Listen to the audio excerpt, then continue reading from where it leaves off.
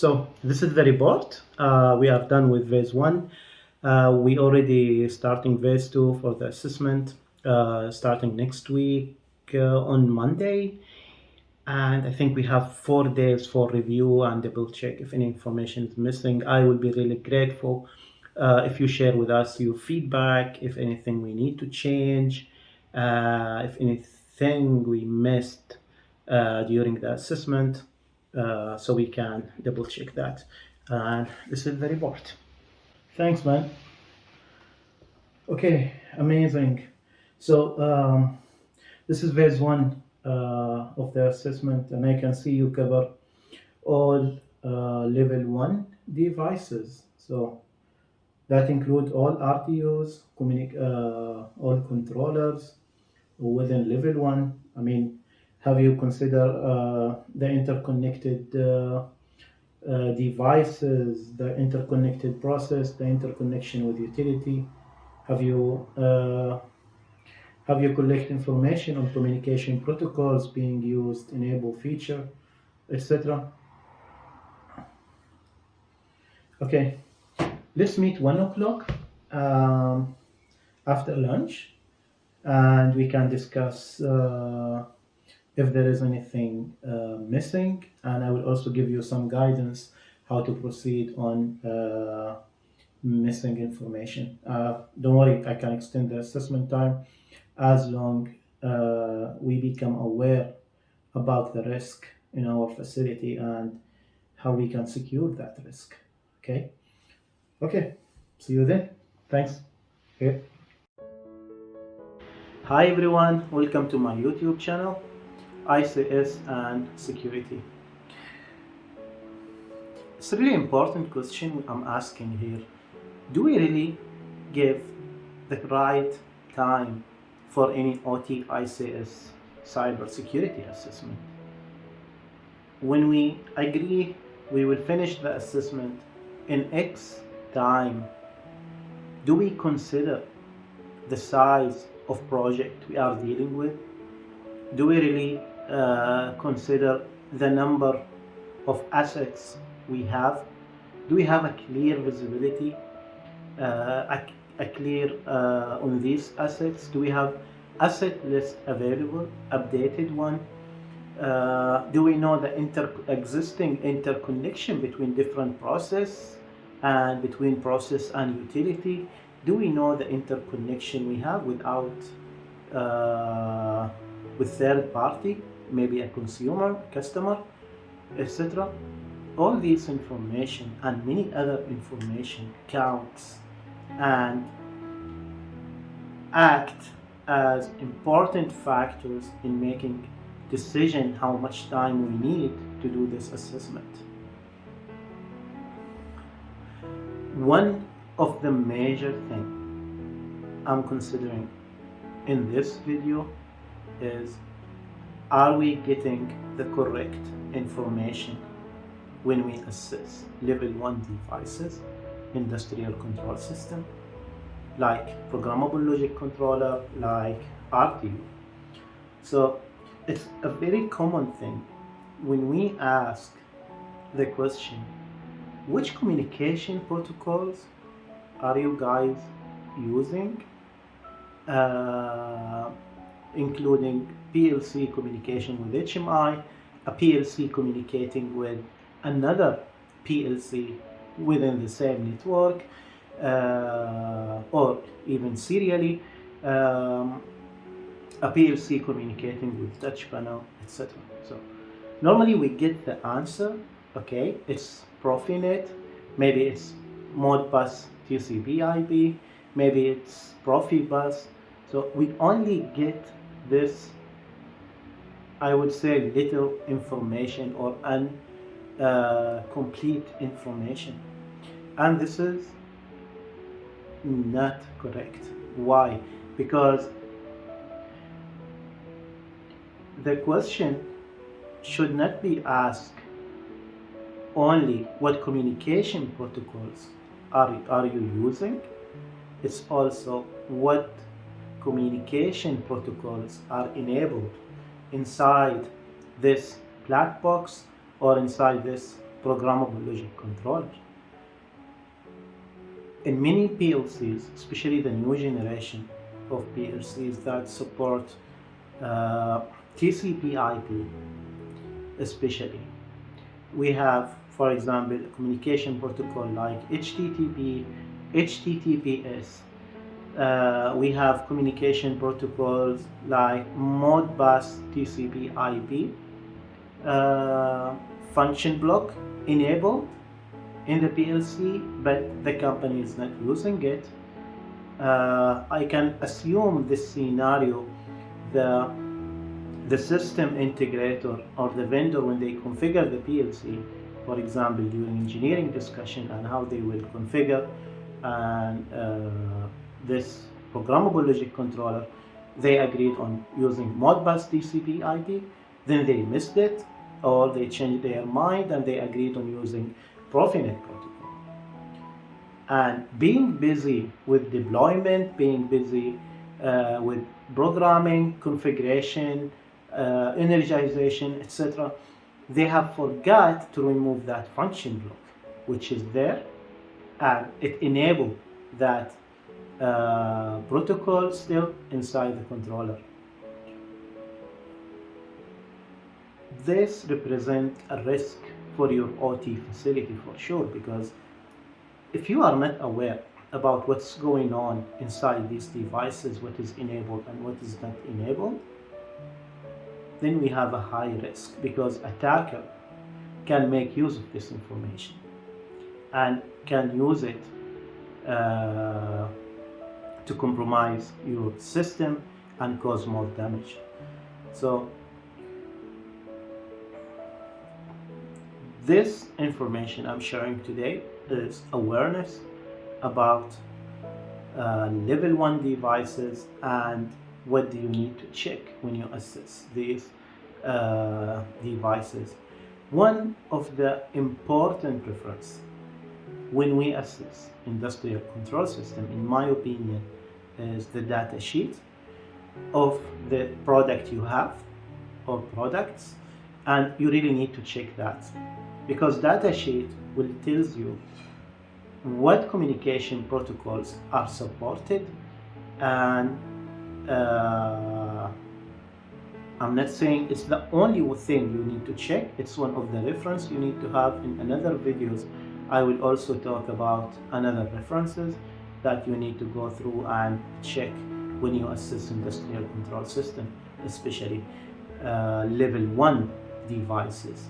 So checking data sheet is really important, so it can tell you, for example, in my case where I have S7 1500, S7 1200, and comparing these two modules to let's take S7 1500 for example.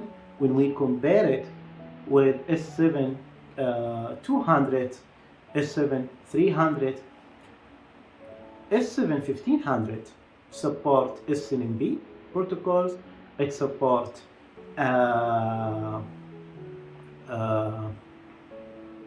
web server, it support HTTP, HTTPS, etc. So as an assessor assessing the risk in this environment, I need to confirm and check what protocols are being supported, and at the same time we have several protocols can be supported if we enable a function block for these protocols inside the programmable logic controller. And this is something that you really need to take care of. I will walk you through some example with some data sheet and how we can get this information from it. This is the first video on awareness about industrial control system, starting with assessment and common mistake happened during conducting the assessment. It's not enough to ask just what communication protocol you are using. You need to check several documents. You have to go after the person who had configured this system or the company who had configured this system. And it's a very important note here when you deal with vendors and system integrator and end user, we have a huge difference in how much knowledge each one of them have. For example, system integrator have more knowledge about how to configure the system, how to program it, what are the enabled function block inside, how things are running, how things are working. But if you take it to the vendor, and if this vendor is only selling the product, and especially if you are not in the headquarter, dealing with the headquarter directly, you are dealing with a distributor, or you are dealing with a branch in your country, then you will have less information. And in my opinion, you always need to go to the system integrator. You cannot depend fully on end user, not because end user don't have a knowledge or they are bad, I don't mean this, but end user have the knowledge, have the enough knowledge they need to run this process, to sell the product, to keep it available in the marketplace. And they don't have enough time to go to all these details. If there is any maintenance issue, they can handle it themselves, else they have a contract or a service contract with another company who can come in 24/7 days and solve that problem for them. So the first question here, how can we get the data sheet? Any industrial control system product, I think you can find the data sheet for it. If you Google it, you can get it from the end user if they have it already. But the easiest way, by searching the part number or serial number of the device you are using, you can find the data sheet in the internet. I believe it's available and you can just download it for free. Someone might say, Abdurrahman, what you are sharing here is really basic information and anyone can know it. No, it's not. If someone is coming from IT background and he doesn't have any knowledge about OT environment and complexity of this environment, for example, and he is doing assessment, he will not be aware of so many information. And even from OT perspective, if you talk to people who have experience in OT, not necessarily they know all this information. As I said earlier, if someone working with end user for a long time as an operator or maintenance, they will only have the knowledge they need to keep the process running. They will not go into all these details. Especially also we are all here focusing on availability and functionality of the system we have. So when it comes to security, we need to take different approach. So starting with this module, I don't have this controller in my lab. I have different one, but it's quite similar when it comes to the protocol they support. So if we go down, I already have highlighted some of the details we can find here and support our assessment. And even if you are an architect and you are deploying a new security solution, by the way, or if you are a pen tester and you need to test this system, there are so many good information you can use to get your job done perfectly. That's, for example, here I have number of Profinet interface. I have 2 Profinet interface, number of Profibus interface 1. If you go down here, for example, some of the protocol are mentioned. I have Profinet IO controller, Profinet IO devices, semantic communication, S7 communication. I have web server also supported.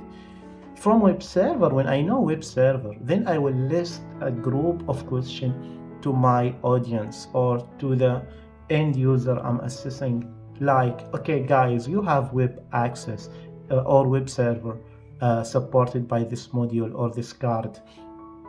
Do you really use it?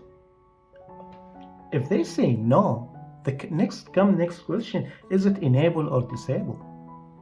And if they tell me they are using it, okay, good. What for? So if I access this PLC via web page, can I really switch off and on the controller from the web device? Do we have a force table enabled with all the tag listed, etc.? I will cover this in another session, but this is an important question I come up with from this, from just reviewing the data sheet of the device. Let's go down. More. Yeah, you see here, share devices. This brings a lot of questions. I talk about it in another video. Let's go down. Yeah. If you are a pen tester, some of this information are important. TCP/IP, data length maximum, 64 byte, etc. UDP. We see here DHCP is not supported. SNMP is supported. TCP, yes, supported. LLDP is supported. HTTP and HTTPS both are supported. Here comes the question, guys. So you are using web server and you are accessing the PLC via web page. Which HTTP protocol are you using? Are you using HTTPS or HTTP? So if it's HTTP, we all know it's not secure. If it's HTTPS, somehow it's secure. With some other details we need to investigate to know the security level. So I go down, OPC/UA client, OPC/UA server. You keep going. Modbus is supported. Modbus TCP, is it enabled? Because to enable Modbus in a PLC, you need to enable a function block inside and configure it with the server and the client, etc. So if we go down, I think that's all here for this video. I go to next, Scarens. I have a different version of Scarens. Maybe one day I'm lucky and I have this in my lab. You go down, and here I think I passed one. No. We have web-based management for the switch. Port mirroring, for example, if you need to deploy a security solution like IDS, okay, does the switch support port mirroring? Let's see the protocol. It does support Telnet, HTTP, HTTPS, TFTP, FTP, POOT, TCP, LLDP, the 3 version of SNMP, and etc. DHCP client. It supports passive listening. Protocol is supported here, SNTP, etc. So all these information are really valuable while you are doing an assessment to find out the risk and how a threat scenarios can happen. These are information I'm sharing with you. It's a quick video. I will talk about more stuff in industrial control system in another video. I don't want to make promise how often I will share a new video, but I will try my best to share more knowledge. Remember, this is a private, a personal YouTube channel. I'm not supported by anyone. My current work or any of my previous work, they have nothing to do with my YouTube channel. So I'm sharing awareness, I'm sharing knowledge here. I hope you find it helpful, useful, and I hope you have a great day. Thank you for watching. If you want to support my channel, I have all the details below, and have a good day.